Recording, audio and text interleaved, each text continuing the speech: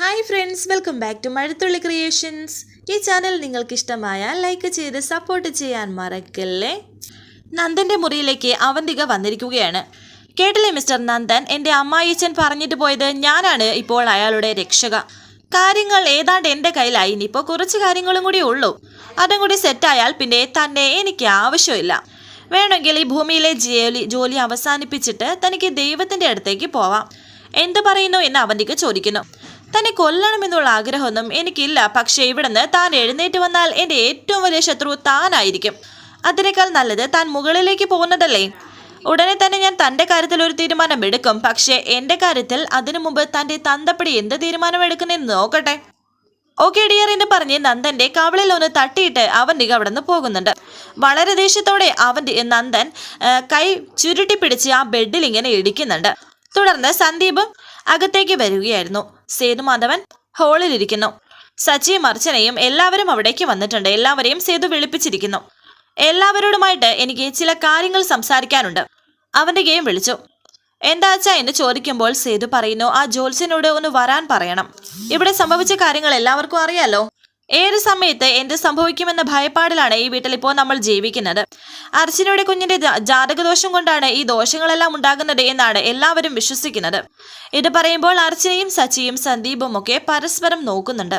അങ്ങനെ എന്തെങ്കിലും ഉണ്ടെങ്കിൽ അതിന് പരിഹാര കർമ്മം ചെയ്യണം. സച്ച് ദേഷ്യത്തോടെ പറയുന്നു, എല്ലാവരും പറയുന്ന ഭ്രാന്ത് അച്ഛന് വിശ്വസിക്കുന്നുണ്ടോ? ഒരു കുഞ്ഞ് ജനിച്ചാലല്ലേ അതിന് ജാതകം ഉണ്ടാവും? അതിനു മുമ്പ് എങ്ങനെ അതിന് ജാതകദോഷം ഉണ്ടാവുന്നത് എന്ന് സന്ദീപ് ചോദിച്ചു. ഇല്ല, ഞാനിതിനെ സമ്മതിക്കില്ല. ജാതകദോഷത്തിന്റെ പേര് പറഞ്ഞ് ഞങ്ങളുടെ കുഞ്ഞിന്റെ ജീവിതം ഇല്ലാണ്ടാക്കരുത്. മറ്റാരെന്ത് പറഞ്ഞാലും അച്ഛനെ കൂട്ട് നിൽക്കരുതെന്ന് കരഞ്ഞുകൊണ്ട് അർച്ചന. ഇത് ആ കുഞ്ഞിന്റെ മാത്രം പ്രശ്നമല്ല, ഈ വീട്ടിലെ എല്ലാവരെയും ബാധിക്കുന്ന പ്രശ്നമാണ്.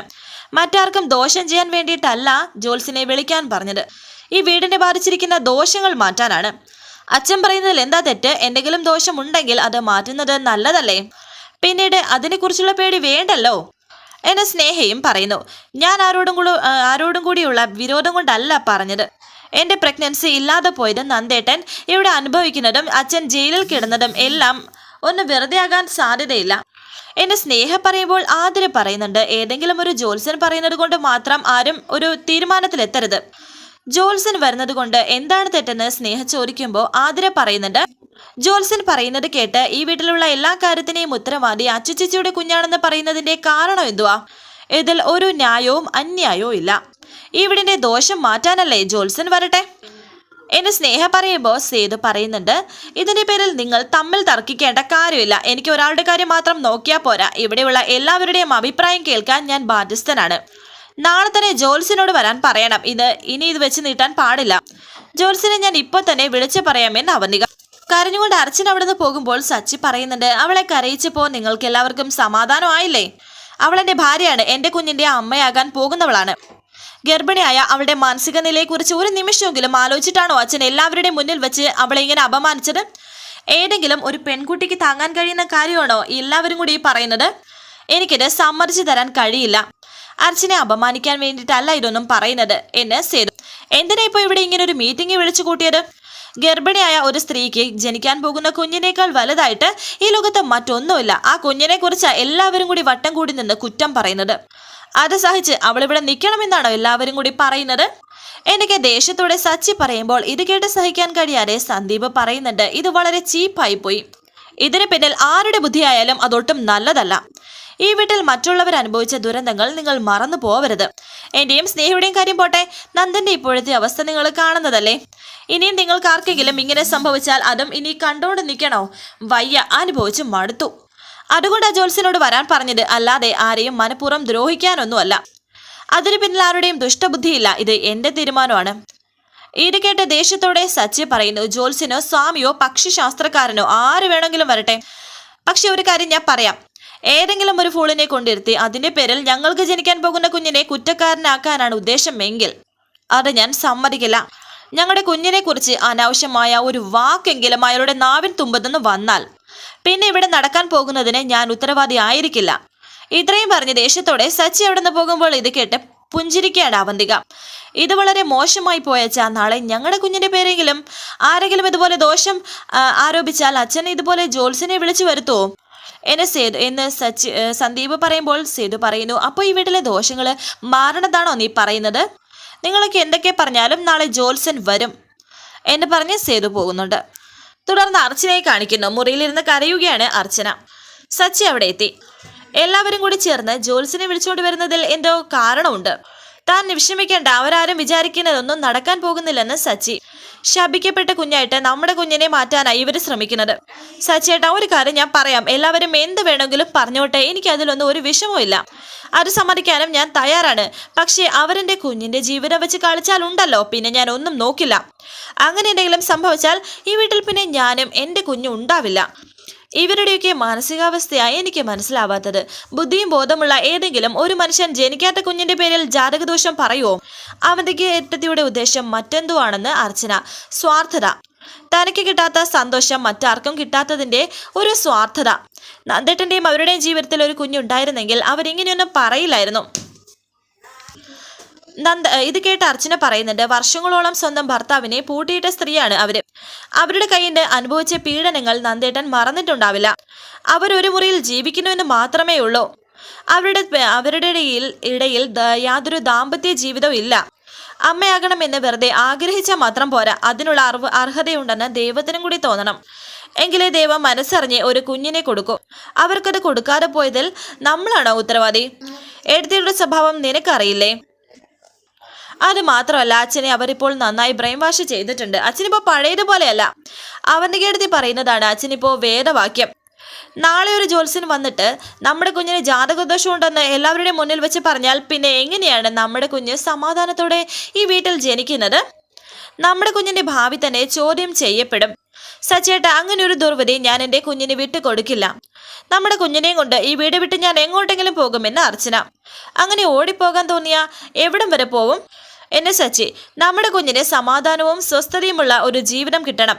ഈ വീട്ടിൽ അതിന് തടസ്സമുണ്ടെങ്കിൽ ഞാൻ നമ്മുടെ കുഞ്ഞിനെ കൊണ്ടുപോകും, എങ്ങോട്ടെങ്കിലും പോവും.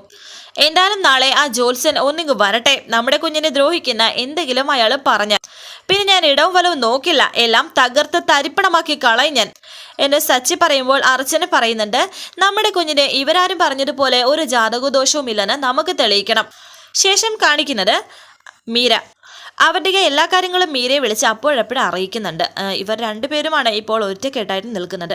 മീര പറയുന്നുണ്ട്, അപ്പോൾ എല്ലാം തീരുമാനിച്ചോ? ഓക്കെ, ഞാനിവിടെ എല്ലാവരെയും എല്ലാം അറിയിക്കാം. എന്തെങ്കിലും ഉണ്ടെങ്കിൽ അവരുടെ എന്നെ അറിയിക്കണേ. ശരിയെന്ന് പറഞ്ഞ് മീര ഫോൺ വെച്ചു. ആ സമയത്തായിരുന്നു അനൂപ് അവിടേക്ക് വരുന്നത്. മീര ഹോളിലിരുന്നായിരുന്നു ഫോൺ വിളിച്ചതും. കമല കിച്ചണിൽ. നീ ഇങ്ങനെ സാധാ സമയം ഫോണിൽ നോക്കിക്കൊണ്ടിരുന്നോ എന്ന് അനൂപ് പറയുമ്പോൾ മീര പറയുന്നുണ്ട്, ഞാൻ പിന്നെ എന്ത് വേണം? നീ കൂടി ചെയ്യേണ്ട ജോലിയല്ലേ അമ്മ അവിടെ ഒറ്റയ്ക്ക് ചെയ്യുന്നത്? മീര പറയുന്നു, ഞാൻ ചെയ്യേണ്ട ജോലി ഞാൻ ചെയ്യുന്നുണ്ട്. പക്ഷേ നിങ്ങൾ രണ്ടുപേരും ഒന്നും അറിയുന്നുമില്ല, ഒന്നും ചെയ്യുന്നതുമില്ല. നീ പറയാതെ കാര്യം നീ എന്താണെന്ന് വെച്ചാൽ പറയേ എന്ന് അനൂപ്. നെല്ലിശ്ശേരിയിലെ കാര്യങ്ങൾ നിങ്ങൾ വല്ലതും അറിയുന്നുണ്ടോ? അവിടെ നാളെ ജോത്സ്യൻ വന്ന് പരിഹാര കർമ്മങ്ങൾ ചെയ്യാൻ പോവുകയാണ്. ഇത് കേട്ട് കമൽ അവിടേക്ക് വന്നിട്ട് പറയുന്നുണ്ട്, പരിഹാര കർമ്മങ്ങൾ ചെയ്യാനോ? എന്തിന്? നിന്നോടാണ് ഇത് പറഞ്ഞത് എന്ന് അനൂപ് ചോദിക്കുമ്പോൾ മീര പറയുന്നുണ്ട്, അതൊക്കെ ഞാൻ അറിഞ്ഞു. സത്യമാണോ എന്ന് നിങ്ങൾ വിളിച്ച് ചോദിക്കുകയും. എന്തൊരു കഷ്ടമായത്, ലോകത്ത് ഒരിടത്തും കേട്ട് കേൾവി പോലുമില്ല. ജനിക്കാത്ത കുഞ്ഞിന്റെ ജാതകദോഷത്തിന്റെ പേരിൽ ജോത്സ്യനെ വിളിച്ച് പരിഹാര കർമ്മങ്ങൾ ചെയ്യുന്നു. ഇവർക്കെന്താ ഭ്രാന്താണോ? സച്ചിയും അച്ചുവും നിന്നെ വിളിച്ചോ എന്ന് അനൂപ്. മോനെ, ഇത് അങ്ങനെ പറ്റില്ല വിട്ടുകൊടുക്കാൻ. നീ ഒന്ന് വേഗം സച്ചിയെ വിളിച്ചിട്ട് കാര്യം എന്താണെന്ന് വെച്ചാൽ അന്വേഷിക്കേ. ഗർഭിണിയായിരിക്കുന്ന പെണ്ണിനെ ഇതങ്ങനെ വിട്ടുകൊടുക്കാൻ കഴിയില്ലെന്ന് കമല. അത് ശരി, അപ്പോൾ ഇതുവരെ നെല്ലിശ്ശേരിയിൽ സംഭവിച്ച ദോഷങ്ങൾക്ക് പരിഹാരം ചെയ്യേണ്ടെന്നാണോ എന്ന് മീര പറയുമ്പോൾ അനൂപ് പറയുന്നു, എന്ത് ദോഷം? അവിടെ സംഭവിച്ചത് ദോഷമാണെന്ന് ആര് പറഞ്ഞു? അതല്ലേ ജോത്സ്യൻ പറഞ്ഞത്. അതൊക്കെ കൊണ്ടല്ലേ അവര് ജോത്സ്യനെ വിളിച്ച് പരിഹാര കർമ്മം ചെയ്യാൻ പോകുന്നത്. ഇവിടെയും ചില കർമ്മങ്ങൾ ചെയ്യേണ്ടി വരുമെന്ന് പറയുമ്പോൾ ദേഷ്യത്തോടെ അനൂപ് പറയുന്നുണ്ട്, നിർത്തടി. കർമ്മങ്ങൾ ചെയ്യണം പോലും ഒരു ജോത്സ്യനാണോ ഇവിടുത്തെ ഈ ലോകത്തെ ദോഷങ്ങൾ മാറ്റാൻ പോകുന്നത്? എന്നാ പിന്നെ സുനാമി, ഭൂകമ്പം, ഉരുൾപൊട്ടൽ ഇതൊക്കെ ജോത്സ്യന് വന്ന് പറയട്ടെ. വിവരക്കേട് പറയരുത്, മനസ്സിലായോ? അമ്മേ, ഞാൻ സച്ചി ഒന്ന് വിളിക്കട്ടെ എന്ന് പറഞ്ഞ് അനൂപ് പുറത്തേക്ക് പോവുകയാണ് സച്ചിയെ വിളിക്കാൻ. സച്ചിയെ വിളിച്ചു. എന്തൊക്കെയാ സച്ചി അവിടെ നടക്കുന്നത്? അവളെ കുഞ്ഞിനെ നിങ്ങൾ എന്താ ചെയ്യാൻ പോകുന്നത് എന്ന് അനൂപ് ചോദിക്കുമ്പോൾ സച്ചി പറയുന്നുണ്ട്, എന്താ അനൂപേട്ട, അർച്ചനയ്ക്ക് ഇവിടെ കുഴപ്പമില്ലല്ലോ. എന്നിട്ടാണോ നാളെ ജോത്സ്യൻ വരുന്നത്?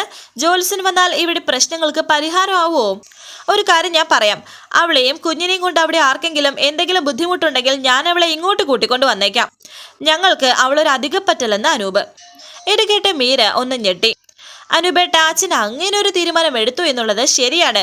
ഇവിടെയും വൃന്ദാവനത്തിലും സംഭവിച്ചത് കുഞ്ഞിന്റെ ദോഷമാണെങ്കിൽ അതിനെ പരിഹാരം ചെയ്യണമെന്നാ എല്ലാവരും പറയുന്നത്. എന്താ സച്ചി അതിന് കൂട്ടു നിൽക്കുകയാണോ? സംഭവിച്ചത് അതുകൊണ്ടാണെന്ന് നിനക്ക് തോന്നുന്നുണ്ടോ എന്ന് അനൂപ പറയുമ്പോൾ സച്ചി പറയുന്നുണ്ട്, ഒരിക്കലും ഇല്ല അനൂപേട്ട. ഗർഭിണിയായ ഒരു പെൺകുട്ടിയുടെ മാനസികാവസ്ഥയും കൂടി സച്ചി ഒന്ന് മനസ്സിലാക്കണം.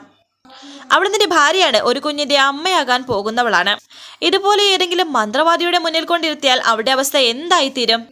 അങ്ങനെ ഒരു മന്ത്രവാദിയുടെ മുന്നിലേക്കും അവളെ ഞാൻ വിട്ടുകൊടുക്കില്ല. ഇത് അച്ഛൻ്റെ മാത്രം തീരുമാനമല്ല. എല്ലാവരും ചുറ്റിലും കൂടി ഇങ്ങനെ ഒരു ദോഷമുണ്ട് എന്ന് പറയുമ്പോൾ അച്ഛനെ എന്താ ചെയ്യും? ഒരു കാര്യം ഞാൻ ഉറപ്പിച്ച് പറയും, അർച്ചനയ്ക്കും കുഞ്ഞിനും ദോഷം വരുന്ന ഒരു കാര്യവും ചെയ്യാൻ ഞാൻ കൂട്ടു നിൽക്കില്ല. അനൂപേട്ടനെ എന്നെ വിശ്വസിക്കാം എന്ന് സച്ചി പറയുമ്പോൾ അനൂപ് പറയുന്നു, അങ്ങനെ പലതും സംഭവിച്ചാൽ ഞാൻ നെല്ലിശ്ശേരിയിലേക്ക് വരും. അവൾ നിനക്ക് കല്യാണം കഴിച്ചു തന്നു എന്നുള്ളത് ശരിയാണ്, പക്ഷേ എന്നേക്കുമായി അവിടെ നടത്തള്ളിയതല്ല. അവൾ എൻ്റെ പെങ്ങളാണ്. അവൾക്ക് വേദനിച്ചു എന്ന് ഞാൻ അറിഞ്ഞാൽ അവളെയും കുഞ്ഞിനെയും ഞാൻ അവിടെ നിന്ന് ഇങ്ങോട്ട് കൂട്ടിക്കൊണ്ടുവരും. ഈ വീട് അവൾക്കും കൂടി ഉള്ളതാണെന്ന് അനൂപ് ടെൻഷനോടെ മീരയും. അല്ലാതെ അവൾ അനാഥയല്ല. ഇത്രയും പറഞ്ഞ് അനൂപ് ഫോൺ വയ്ക്കുമ്പോൾ സച്ചിക്ക് ഒന്നും പറയാൻ കഴിയുന്നില്ല. മോനെ, നാളെ രാവിലെ നമുക്ക് നെല്ലിശ്ശേരിയിലേക്കൊന്ന് പോയാലോ? പോണം. അതിനു മുമ്പ് അവിടെ എന്താ നടക്കുന്നതെന്ന് അറിയട്ടെ. ഇത് കേട്ട് മീര പറയുന്നു, അനൂപേട്ടൻ എന്താ സച്ചിയോട് അങ്ങനെ പറഞ്ഞത്? അവരുടെ വീട്ടിലെ ദോഷങ്ങൾ മാറ്റാൻ അവിടെ കർമ്മങ്ങൾ നടത്തുന്നതിന് നമുക്കെന്താ? അവരെന്ത് വേണമെങ്കിലും ചെയ്തോട്ടെ, പക്ഷേ അവരുടെ മുന്നിലേക്ക് അച്ചുവിന് വിട്ടുകൊടുക്കാൻ കഴിയില്ല എന്ന് മാത്രമേ ഞാൻ പറഞ്ഞോളൂ. അതിന് ഞാൻ സമ്മതിക്കത്തുമില്ല. മീര പറയുന്നുണ്ട്, അവിടെ മാത്രമല്ല ഇവിടെയും ചിലപ്പോൾ കർമ്മങ്ങൾ ചെയ്യേണ്ടി വരും. എന്ത് കർമ്മം ചെയ്യാനാണ് നീ പറയുന്നത്? നെല്ലിശ്ശേരിയിൽ മാത്രമല്ലല്ലോ, ഇവിടെയും ചില ദോഷങ്ങൾ ഉണ്ടായിട്ടില്ലേ? ഇനിയും അത് ആവർത്തിക്കില്ലെന്ന് എന്താ ഉറപ്പ്? ആ ഗുണ്ടകളുടെ കയ്യിൽ നിന്ന് ഭാഗ്യം കൊണ്ടല്ലേ രക്ഷപ്പെട്ടത്? നെല്ലിശ്ശേരിയിലെ ദോഷം കുറച്ച് ഇങ്ങോട്ടും ബാധിച്ചിട്ടുണ്ടെന്നും എന്തെങ്കിലും പരിഹാരം ചെയ്താൽ എല്ലാവർക്കും നല്ലതെന്നും മീര പറയുന്നു. എന്നിട്ട് മീര പോകാൻ തുടങ്ങുമ്പോൾ അനൂപ് ദേഷ്യത്തോടെ മീരയെ വിളിച്ചു. ആരെങ്കിലും എന്തെങ്കിലും കുത്തിത്തിരിപ്പ് പറഞ്ഞു തന്നിട്ടുണ്ടെങ്കിൽ അതൊക്കെ ഒരു ചെവി കൂടി കേട്ട് മറു ചെവി കൂടി കളഞ്ഞേക്കണം. അല്ലാതെ അത് മനസ്സിൽ വെച്ച് ഇതുപോലെ വിവരക്കേട് പറഞ്ഞാൽ ഉണ്ടല്ലോ, എൻ്റെ സ്വഭാവം നിനക്ക് ശരിക്കും അറിയാലോ. പറഞ്ഞില്ലെന്ന് വേണ്ട എന്ന് ദേഷ്യത്തോടെ പറയുന്നുണ്ട് അനൂപ്. ഇത് കേട്ട് മീര പോയി. അനൂപെ, നമുക്ക് നാളെ തന്നെ അവളെ ഇങ്ങ് വിളിച്ചോണ്ട് വന്നാലോ എന്ന് കമല പറയുമ്പോൾ അനൂപ് പറയുന്നു, ഇതിപ്പോ അങ്ങനെ ചെയ്യാനേ സാധിക്കൂ. എന്തായാലും ആദ്യം ജോത്സ്യൻ വന്ന് എന്താണ് സംഭവിക്കുന്നതെന്ന് നോക്കട്ടെ. അവളെയും കുഞ്ഞിനെയും ദ്രോഹിക്കാനാണ് ഉദ്ദേശമെങ്കിൽ നാളെ തന്നെ നമുക്ക് അവളെ ഇങ്ങോട്ട് കൂട്ടിക്കൊണ്ടുവരാം. എൻ്റെ കൈ പിടിച്ച് നടന്ന കുഞ്ഞാണ് അവള്. ആരൊക്കെ കൈവിട്ടാലും ഞാൻ അവളെ കൈവിടത്തില്ല എന്നൊക്കെ പറയുന്നുണ്ട്. പിന്നീട് കാണിക്കുന്നത് നെല്ലിശ്ശേരിയിൽ ആ ജോത്സ്യൻ എത്തിയിരിക്കുന്നുണ്ട്. കബഡി നിരത്തുന്നു. എല്ലാവരും ചുറ്റിലും തന്നെയുണ്ട്. അവന്തിക, സച്ചി, അർച്ചന, സന്ദീപ്, ആതിര, അനഘ, സ്നേഹ എന്നിവർ എല്ലാവരും നിൽക്കുന്നുണ്ട്. ധർമ്മദേവതാ കോപം, പൂർവ്വജന്മ ശാപം, പിതൃശാപങ്ങൾ, ജന്മാന്തരങ്ങളായ കർമ്മദോഷങ്ങൾ എല്ലാം കൂടി ഒരുമിച്ച് ഈ വീടിന് മുകളിൽ വന്ന് നിൽക്കുകയാണ്. മൃത്യുകാരനായി ഗുളികൻ നിൽക്കുമ്പോൾ മുമ്പ് ഞാൻ പറഞ്ഞതെല്ലാം 100% സത്യമായി തെളിഞ്ഞില്ലേ? എല്ലാം ജനിക്കാൻ പോകുന്ന കുഞ്ഞിന്റെ ദോഷമാണെന്ന് പറയുമ്പോൾ ടെൻഷനോടെ സച്ചിയും അർച്ചനയും പരസ്പരം നോക്കുന്നു. കുടുംബം മുടിയും അതിന് യാതൊരു സംശയം വേണ്ടെന്ന് പറയുമ്പോഴും എല്ലാവരും ഞെട്ടി. ഇതെല്ലാം പറയിപ്പിക്കുന്നതാണ് എന്ന് അവന്തികയ്ക്കും ആ ജോൾസിനും മാത്രമല്ലേ അറിയാവൂ. വരാനിരിക്കുന്ന പുതുപുത്തൻ എപ്പിസോഡുമായി വീണ്ടും കാണാം. Thank you for watching. Please subscribe, like, share my channel.